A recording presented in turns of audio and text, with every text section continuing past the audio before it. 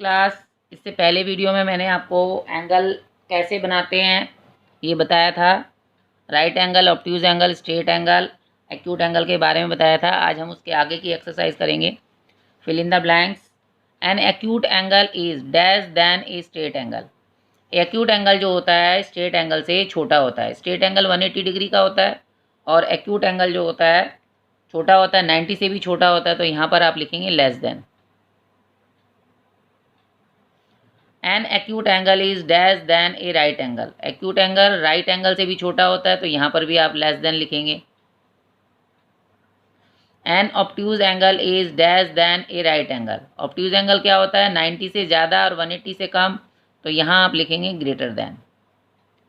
90 degree, ये यहाँ पे 90 लिखा है, तो ये 90 से तो बड़ा होता है, तो ग्रेटर दैन लिखेंगे।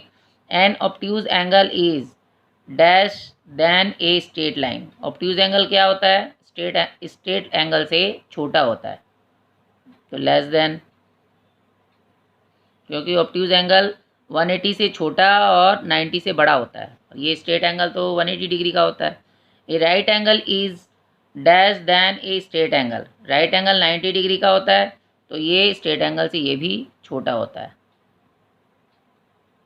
एन एक्यूट एंगल इज, एक एक्यूट एंगल जो होता है dash than an obtuse angle. Obtuse angle 90 से बड़ा होता है और एक्यूट एंगल 90 से छोटा होता है, तो ये भी लेस देन।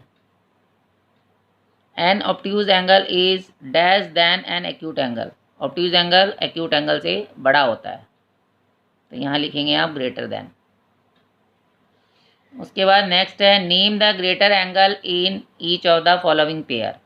अब देखिए इसमें दिखाई दे रहा है ये वाला एंगल इस एंगल से ये छोटा नज़र आ रहा है, ये 90 से बड़ा नज़र आ रहा है, तो आपने लिखना है angle A O B greater than angle P Q P O Q.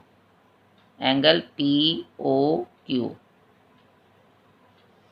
इसमें ये वाला एंगल देखो, ये वाला एंगल बड़ा है और ये 90 डिग्री का है और ये आपका ऑब्ट्यूज नज़र आ रहा है, तो इसमें एंगल पी क्यू आर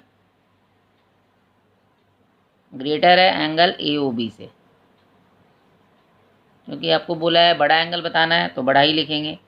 इसी तरीके से इसमें एंगल ए ओ बी, ये वाला एंगल बड़ा है इस एंगल से, ग्रेटर है एंगल पी क्यू आर।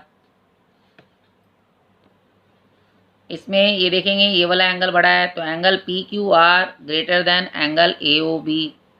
इसमें ये वाला एंगल बड़ा नज़र आ रहा है, तो angle P Q R greater than angle A O B. Last वाले में ये वाला एंगल देखो 90 डिग्री का, ये 90 से ज़्यादा नज़र आ रहा है, तो angle A O B greater than angle P Q R. तो इस तरीके से आपने, जैसे मैंने इसमें यहाँ पर भर के बताया आपको, उसी तरीके से आपको ये भी खुद करना है, खुद लिखेंगे आप। अब है कंस्ट्रक्ट एन एंगल। एंगल को कंस्ट्रक्ट कैसे करते हैं डी के द्वारा, वो मैं भी बताऊंगी आपको। 45 डिग्री का एंगल कैसे बनाएंगे, तो सबसे पहले 45 डिग्री का एंगल बनाएंगे तो पहले डी को स्ट्रेट लाइन खींचेंगे, स्ट्रेट लाइन खींच के एरो लगाएंगे, सेंटर में पॉइंट लगा करके इसमें ज़ीरो लगाएंगे ताकि डी रखने में इजी हो जाए। तो डी का सेंटर पॉइंट बेस लाइन पे रखेंगे। बेस लाइन पे सेट करने के बाद देखो सेंटर पर ओ सेट, सेंटर जो हमारा था उस पर हमारा डी सेट हो गया और बेस लाइन पर ये हमारी जो हमने लाइन खींची थी वो भी सेट हो गई। अब 45 डिग्री का एंगल बनाना है तो हमेशा इस साइड से ही एंगल बनाएंगे, राइट साइड से ही, लेफ्ट साइड से एंगल नहीं बनाएंगे।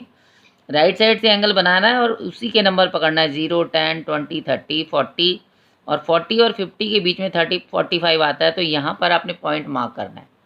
पॉइंट मार्क करने के बाद आपको क्या करना है, इस पॉइंट को रख करके इसको ऐसे सेट करना है।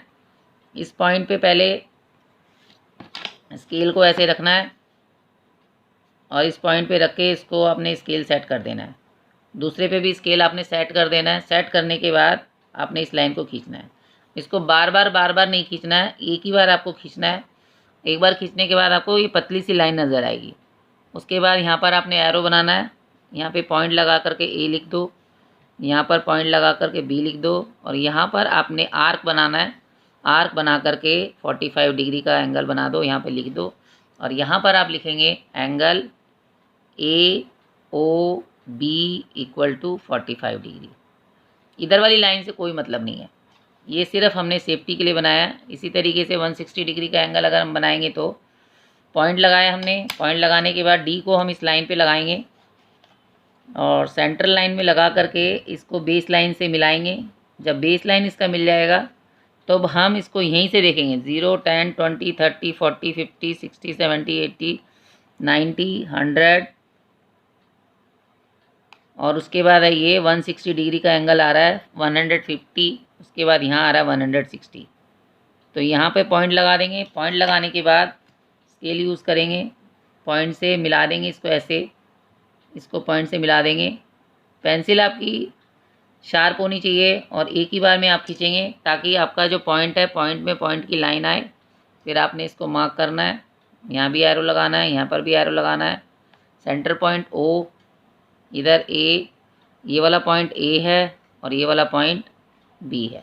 तो इसमें क्या लिखेंगे, इसको आर्क लगा देंगे और यहाँ पर लिखेंगे 160 डिग्री और नीचे लिखेंगे angle A O B equal to 160 degree.